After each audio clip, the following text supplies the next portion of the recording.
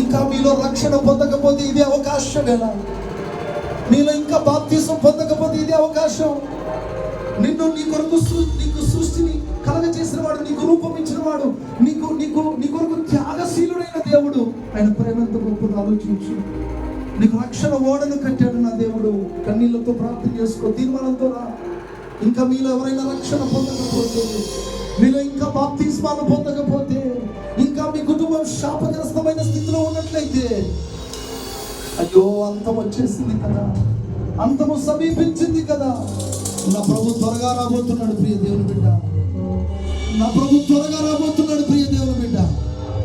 నీ రాక కొరకు నేను ఎదురు చూడాలి. నా ముగింపు ఘనముగా ఉండాలి ప్రభు, మహిమకరంగా ఉండాలి బాబు. చెప్పు నోరు తెరిచి, యేసయ్యా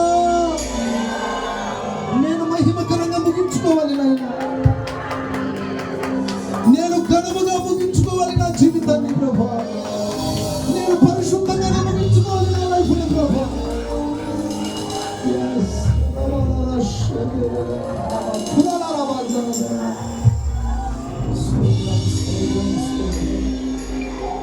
ఈ మంది పోలిక రూపాంతరము పొంది, ఈ మంది పోలిక రూపాంతరము పొంది, ఈవలే నేను మారెదను, నీతోనే నిత్యము ఉండెదను.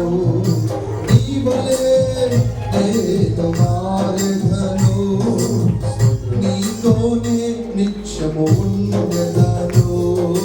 నీ రాక కోసమే